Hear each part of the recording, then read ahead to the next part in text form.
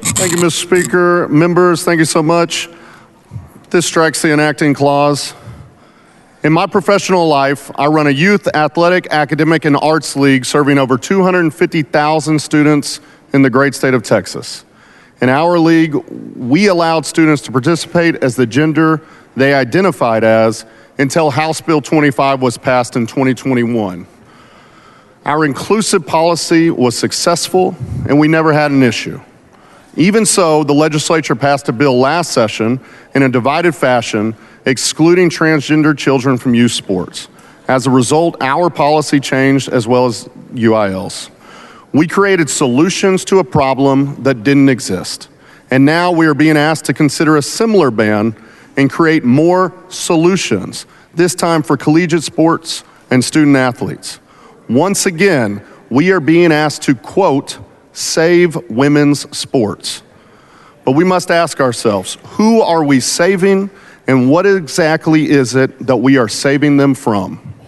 There is no research or evidence to suggest that this issue is affecting access and opportunity for Texas women. With Senate Bill 15, we are not saving women's sports from anything. We're not. We're not saving women's sports from a lack of resources and equal funding. In fact, 50 years after Title IX, nearly 60% of opportunities in collegiate sports belong to men, an additional 60,000 opportunities. Women's programs are drastically underfunded in terms of athletic scholarships, with $252 million more spent on men's sports recruiting, with only 30% of spending on women and coaches' compensation, making typically between 19 to 49% of what male coaches do. And women's collegiate sports are chronically underserved by promotional efforts and coverage. Senate Bill 15 does not address this problem. We're not saving women's sports from a lack of training and investment in women's coaches.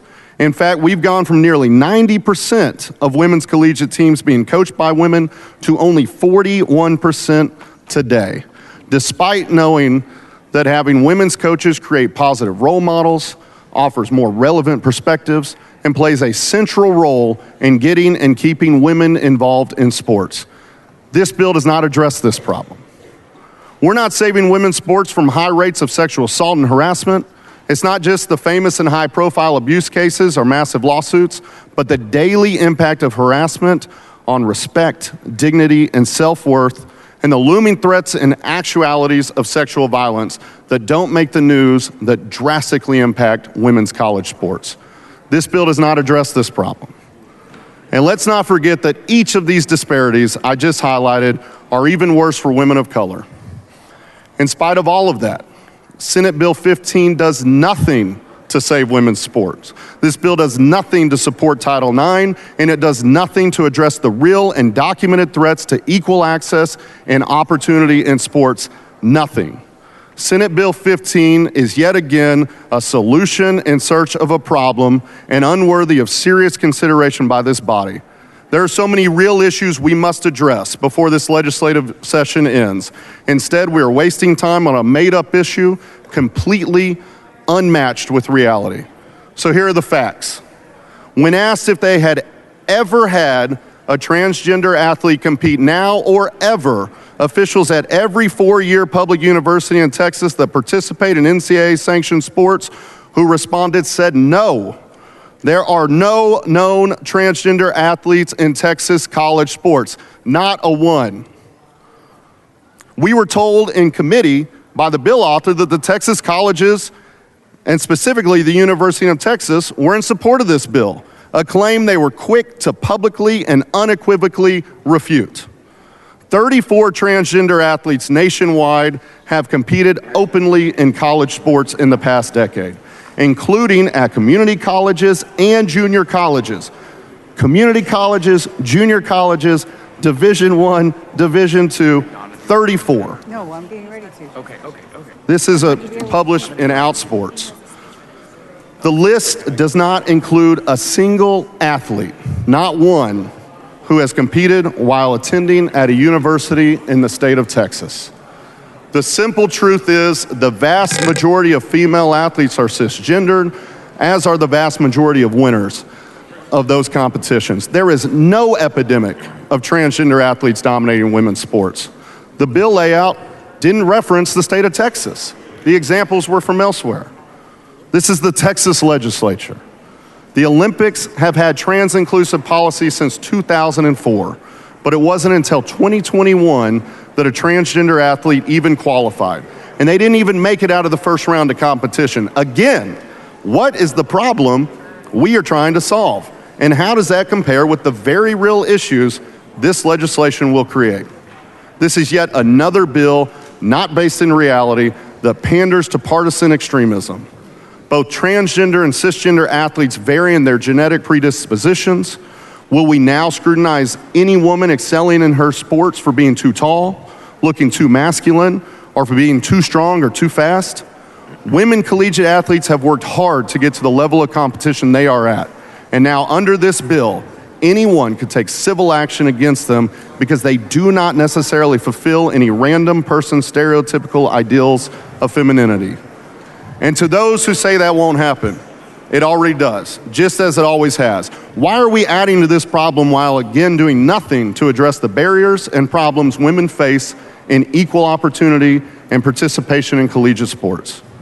This bill also only applies to public universities and not private ones. How does that even make sense when Texas colleges compete together with the NCAA? If it's about protecting women and saving women's sports, why does this bill only apply to public universities? The language in the bill is so loose and so broad that the prohibition applies to any athletic display between teams or individuals, which can include intramural competitions and club sports. This bill will further jeopardize Texas's ability to host NCAA championships by directly contradicting policies with regard to transgender student athletes, meaning all Texas athletes, fans, institutions, and businesses could suffer. Texas has recently hosted the 2017, 2021, and 2023 Women's Final Four, the 2016, 18, and 23 Men's Final Four, the 2012 and 19 Women's Swimming and Diving Championship, the 14 and 19 Men's Swimming and Diving Championship, the 2019 Outdoor Track and Field Championship, and the 2017 and 2018 Indoor Track and Field Championships, just to name some of the recent ones. We will host the 2023 Outdoor Track and Field Championships this summer. How will our ability to host these momentous events be affected by this bill? Members and friends, Mr. Speaker. Sports are a staple in Texas as much as barbecue and boots. Ms. Howard, for what purpose? Would the gentleman yield? Would the gentleman yield for questions? When I finish my layout. In just a moment. Whether it's a Pop Warner football game, a middle school cheer competition, a D1 collegiate volleyball team, or my Dallas Mavericks, sports make a difference in our lives. Sports teach teamwork, persistence, and leadership. They provide lifelong friendships and mentors, and they lay the foundation of success in all facets of life. That's what makes this bill all the more infuriating. It distracts from the real issues women face, and it does so in the most condescending way possible. If you want to save women's sports, if you want to support Title IX, let's do that. Let's work together. Let's solve those problems that we just outlined, that the Back Mic questions outlined. It's not equal. Let's work to make it equal. Let's do it together.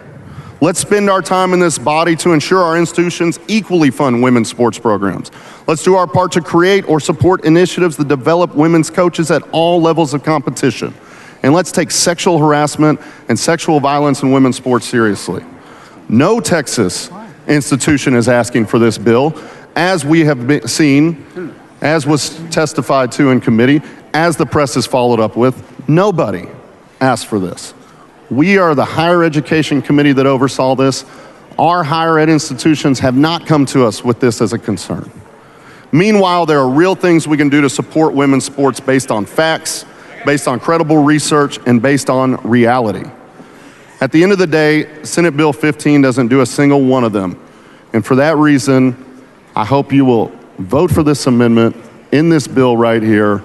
Let's come back. Let's work on something to help women's sports. There is not one single trans athlete according to our colleges in the state of Texas, now or ever. So we are in search of solving a problem that does not exist. I will pause for questions.